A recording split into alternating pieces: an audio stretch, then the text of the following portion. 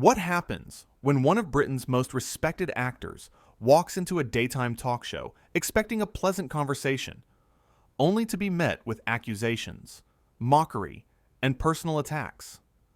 In just 26 seconds of one single comment, Denise Welch sparked a confrontation so intense that it would end with Colin Firth being escorted off the Loose Women set, leaving the studio audience in shocked silence and the panel scrambling to defend their colleague's behavior. The tension in the studio was clear from the moment Colin Firth walked onto the Loose Women set. He had been invited to discuss his latest film, a thoughtful drama about family relationships that had been receiving critical acclaim. The audience applauded warmly as he took his seat, smiling politely at the panel of hosts. Ruth Langsford sat at one end, Nadia Sawalha in the middle, and Denise Welch positioned herself directly across from the guest. Kay Adams rounded out the panel, sitting next to Ruth with her notes prepared. Ruth began with a friendly introduction. "Colin, it's wonderful to have you here. Your new film has been getting such wonderful reviews. Tell us what drew you to this project." Colin leaned forward, clearly prepared to discuss his work. "Thank you for having me. This story really resonated with me because it explores how families communicate, or sometimes fail to communicate, during difficult times. The script was beautifully written, and I felt it had something important to say about—" Before he could finish, Denise interrupted with a sharp laugh. "Oh, come on. Another film about feelings and conversations. Don't you ever get tired of these pretentious art house projects? When are you going to do something people actually want to watch?" The audience went quiet. Colin paused, clearly taken aback by the hostility. "I'm sorry. I don't think I understand your question. Are you suggesting that films with emotional depth aren't worth making?" Denise waved her hand dismissively. "I'm saying that regular people don't care about your moody, slow films where nothing happens. They want entertainment. They want action. They want something worth their money. But you actors always think you're too good for that, don't you?" Nadia shifted uncomfortably in her seat and tried to intervene. "Well, I think there's room for all kinds of films. Colin, I saw the film last week, and I thought it was really moving." But Denise cut her off. "Oh, please, Nadia. Don't encourage this. We all know these films only get made so actors can feel important and win awards. It's all ego." Colin remained composed, though his expression had hardened. "I have to disagree. I choose projects based on the quality of the writing and whether the story has something meaningful to offer. Box office numbers aren't the only measure of a film's value." Denise leaned back in her chair with a smirk. "There it is. That superior attitude. You think you're better than commercial cinema, better than what regular people enjoy. It must be nice living in your bubble, where you can look down on everyone else's taste." Ruth attempted to redirect the conversation. "Let's talk about the cast you worked with. I heard the young actress who plays your daughter is extraordinary." Denise wasn't finished. "Before we change the subject, I think Colin should answer the question. Do you think you're too good for mainstream entertainment? Because that's certainly how you come across." Colin's patience was clearly wearing thin. "I never said that, and I don't appreciate words being put in my mouth. I respect all kinds of filmmaking. I've worked on big budget films, small independent films, period pieces, and contemporary dramas. What I don't respect is being attacked for making artistic choices that matter to me." Kay jumped in, trying to lower the temperature. "Colin, I think what we're all curious about is how you choose your roles. What makes you say yes to a project?" Colin turned to her gratefully. "The script is always the first thing. If the writing is strong and the character feels authentic, that's what draws me in. I also look at who's directing, who else is involved, and whether the project feels like something I can bring something to." Denise interrupted again. "So basically, you need everything to be perfect before you'll lower yourself to actually doing your job. Must be exhausting being so selective." The audience murmured uncomfortably. Colin took a deep breath. I came here to talk about my film and the work that went into it. If you're not interested in having that conversation, perhaps we should end this now." Denise laughed. "Oh, there's the diva behavior. Can't handle a few direct questions, so you threaten to leave. How very Hollywood of you." Nadia looked genuinely distressed. "Denise, I think that's a bit unfair. Colin's just trying to—" "I'm being unfair?" Denise's voice rose. "I'm asking the questions the audience wants answered. They're tired of these actors coming on shows, promoting their boring films, and expecting everyone to bow down to them. Someone needs to call it out." Ruth tried once more. "Why don't we show a clip from the film? I think that would help everyone understand what Colin's talking about." But the damage was done. Colin stood up slowly, his face calm, but his voice firm. "I appreciate the invitation, but I don't think this is a productive use of anyone's time. I came here as a professional to discuss my work, not to be personally insulted." Denise rolled her eyes dramatically. "Oh, please, you can't handle a little criticism. If you can't take the heat, maybe you shouldn't do interviews." Colin remained standing. "Criticism is one thing. What you've been doing is something else entirely. You've been rude, dismissive, and deliberately antagonistic from the moment I sat down." Kay spoke up. "Colin, please sit down. I'm sure we can have a civil conversation about the film." Denise snorted. "Civil? He just accused me of being rude. Talk about the pot calling the kettle black." Colin turned to face her directly. "I have been nothing but polite since I arrived. You, on the other hand, have questioned my integrity, mocked my work, and made assumptions about my character based on absolutely nothing. I don't know what your problem is, but I'm not going to sit here and be your punching bag." The studio had gone completely silent. The other panelists looked at each other, unsure how to respond. Denise, however, seemed energized by the confrontation. "My problem?" She pointed at him. "My problem is actors like you who think they're untouchable. You waltz onto shows expecting softball questions and praise, and the second someone challenges you, you can't handle it.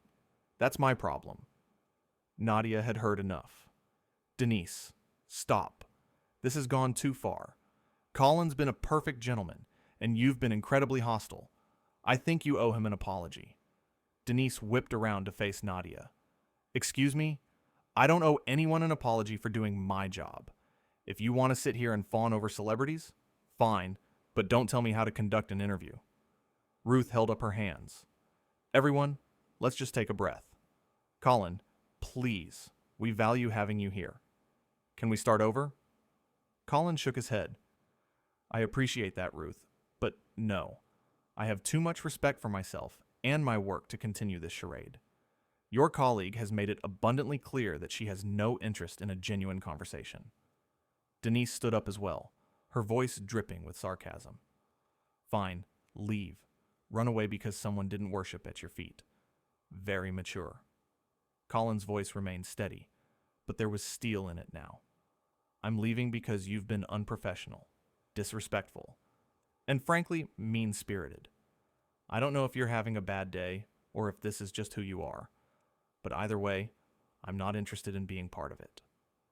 Kay stood up now too. "Colin, please, we're live. Can we just finish the segment?" But Colin was already removing his microphone. "I'm sorry, but no. I was promised a platform to discuss my film, not an ambush. I think the viewers can see exactly what's happened here." Denise wasn't backing down. "What's happened here is you couldn't handle a real interview. You wanted everyone to tell you how brilliant you are, and when that didn't happen, you threw a tantrum." Nadia stood up, visibly angry now. "Denise, enough. You've been absolutely awful. Colin didn't throw a tantrum. He responded with incredible patience to your completely inappropriate behavior." The argument was now splitting the panel. Denise turned on Nadia. "Don't you dare lecture me. Just because you want to play nice doesn't mean I have to. I'm not going to sit here and pretend like these films deserve praise when they're clearly just vanity projects." Colin placed his microphone on the chair. Vanity projects. Interesting choice of words from someone who seems more interested in creating drama than having an actual conversation. Ruth was desperately trying to salvage the situation. Colin, I'm so sorry about this. This isn't how we normally do things. Please, give us another chance. Colin turned to her with a sad smile. Ruth, you seem lovely, and I appreciate your efforts. But I can't ignore what's just happened. I've done hundreds of interviews in my career, and I've never experienced anything quite like this. Denise crossed her arms. Maybe that's because everyone else lets you get away with your pretentious nonsense. Maybe someone needed to finally call you out. Kay moved closer to Denise. Denise, you need to stop talking. Right now. You're making this worse. But Denise was on a roll. Why should I stop? Because I'm telling the truth? Because I'm not playing the game? I'm tired of tiptoeing around these celebrities' egos. Colin looked at her with something close to pity. You talk about egos, but you might want to take a look in the mirror. You've turned what should have been a pleasant conversation into a personal attack because, what? You don't like the kind of films I make? That says a lot more about you than it does about me. The audience began to murmur again, and some people were nodding in agreement with Colin. Denise noticed this and seemed to become even more defensive. Don't you dare psychoanalyze me, she snapped. You don't know anything about me. Colin nodded slowly. You're right, I don't. And based on this experience, I have no desire to. Goodbye, everyone. I wish you all well. He turned to walk off the set. Denise called after him. That's right. Run away. Just like I said you would. Colin paused and turned back one last time. I'm not running away. I'm choosing to remove myself from a toxic situation. There's a difference. Perhaps you'll understand that someday. Nadia stepped toward him. Colin, I'm so sorry. This was completely unacceptable. He smiled at her warmly. Thank you, Nadia. I appreciate that. Then he looked at Kay and Ruth. Thank you both as well for trying to keep things civil. As he walked toward the exit, Denise couldn't resist one more jab. Don't forget to take your massive ego with you. Colin didn't respond. He simply kept walking, his head held high. The studio audience began to applaud, and the applause grew louder and louder until it filled the entire studio. Some people even stood up. Denise looked shocked by the audience's reaction. Oh, come on, you're applauding him for being unprofessional. Ruth's voice was icy. Denise, I think we need to go to commercial. Right now. Denise threw up her hands. Fine, protect him. Make me the villain. But I was just saying what everyone was thinking.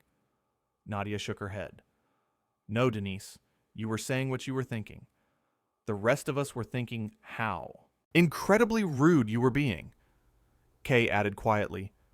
I've never been so embarrassed in my life. That poor man came here to talk about his film, and you attacked him for no reason. Denise's face was red now. I cannot believe you're all turning on me. I'm the one who asks the tough questions around here. I'm the one who doesn't let them get away with their nonsense. Ruth stood up, her professional composure barely holding. There's a difference between tough questions and being cruel, Denise. What you did was cruel.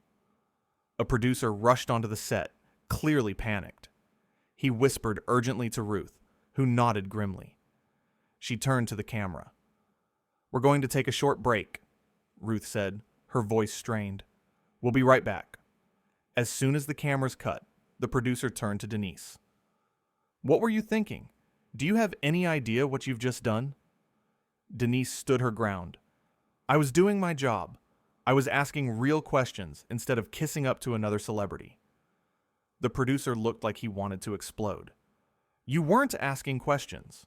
You were attacking him. Colin Firth is one of the most respected actors in the industry, and you treated him like he was some reality show villain. Nadia was pacing now. I can't believe this happened. I can't believe we let it happen. Kay sat down heavily.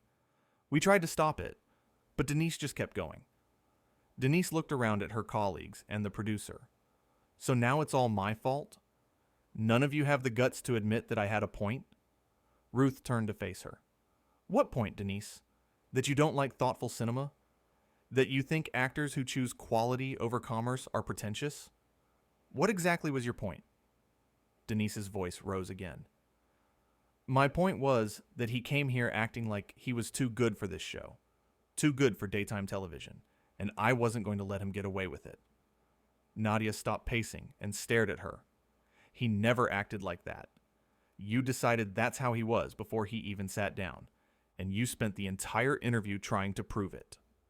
The producer held up his hands.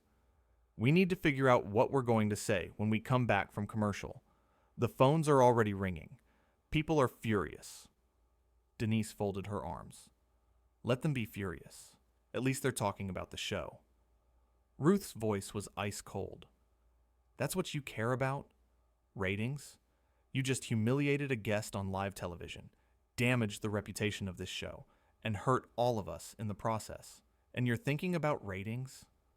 Kay stood up. I think Denise should apologize when we go back on air.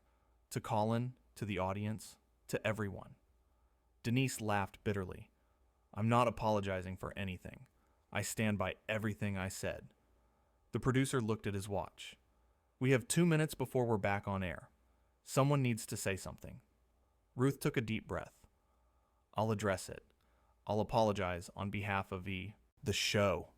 Denise scoffed. Of course you will. Always the peacemaker.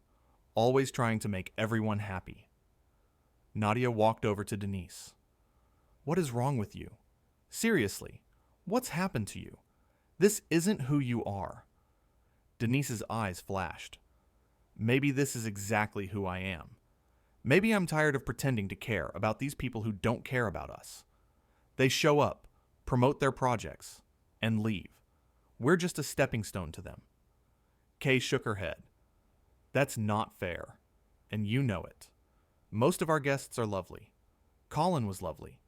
You're the one who turned this into something ugly. The producer started counting down. 30 seconds. Ruth straightened her notes.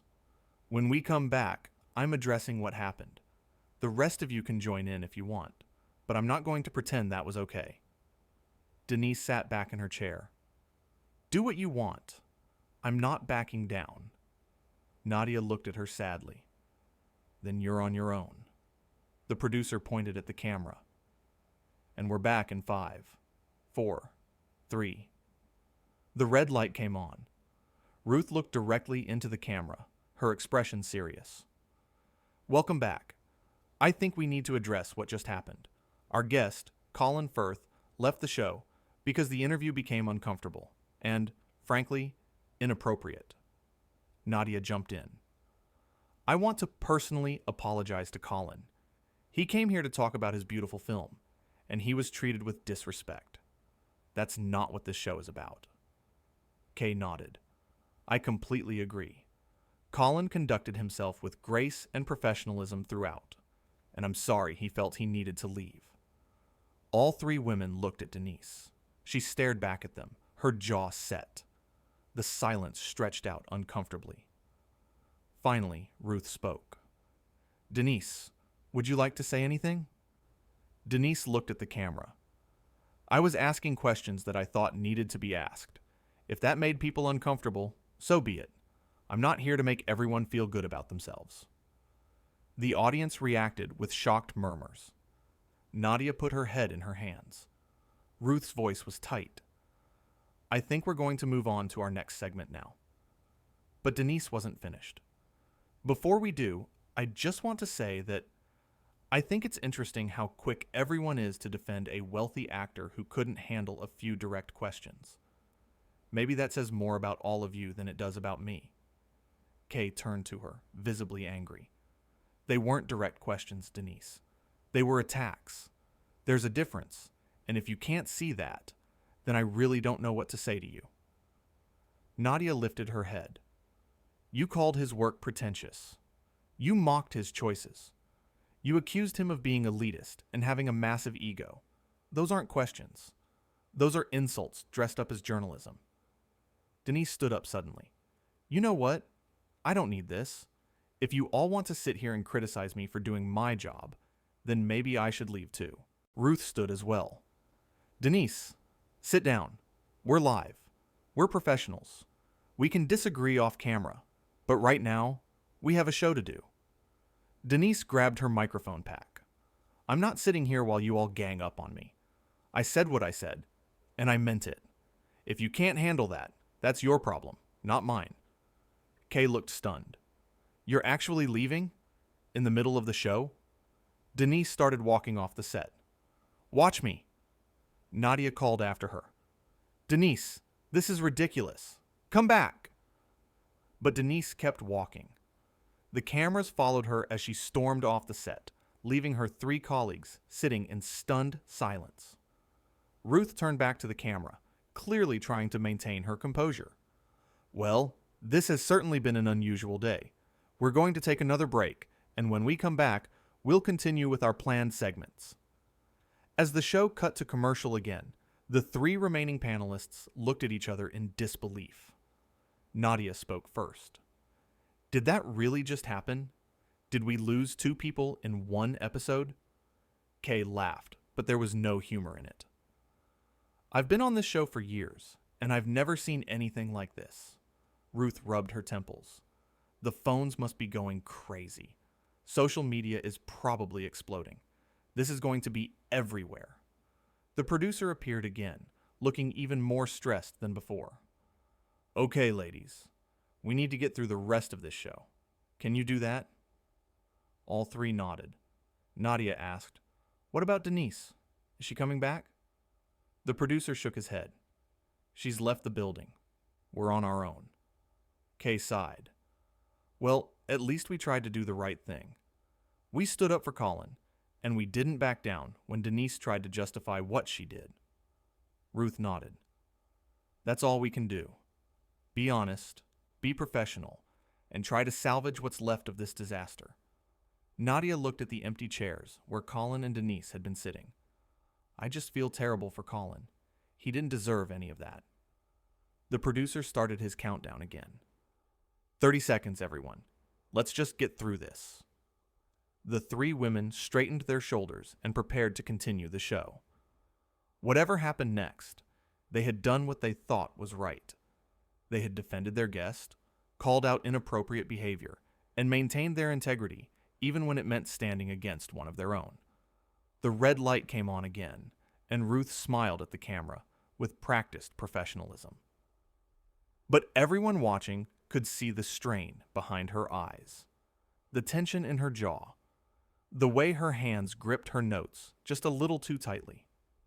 The confrontation that had started with Denise's dismissive comment about Colin's film had spiraled into one of the most dramatic moments in daytime television history.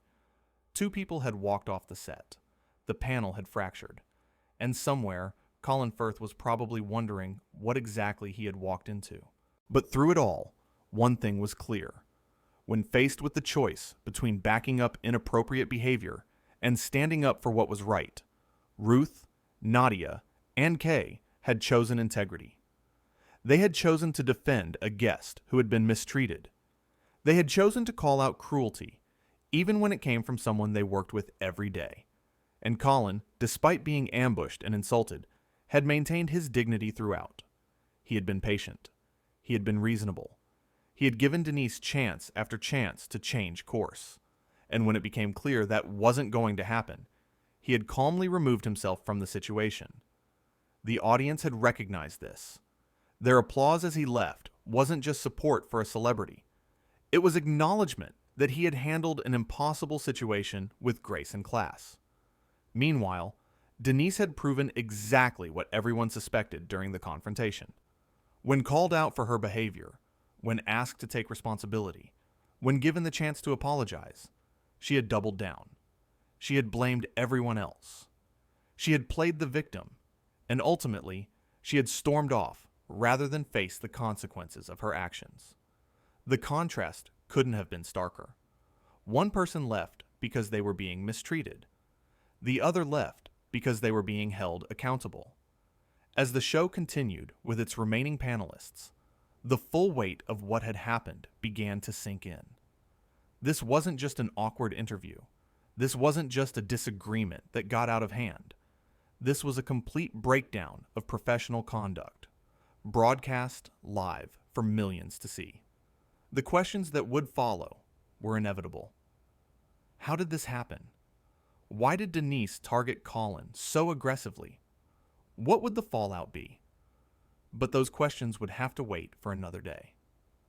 For now, Ruth, Nadia, and Kay had a show to finish, and they were determined to do it with the professionalism and respect that had been so notably absent from the first half of the program. The segment that followed was supposed to be about holiday shopping tips, but the energy in the studio had completely changed. The audience members whispered among themselves. The remaining panelists tried their best to appear normal, but their smiles looked forced, and their laughter sounded hollow. During a commercial break, an audience member raised her hand.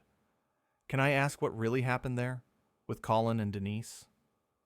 Ruth looked at the woman kindly. "I think you all saw what happened.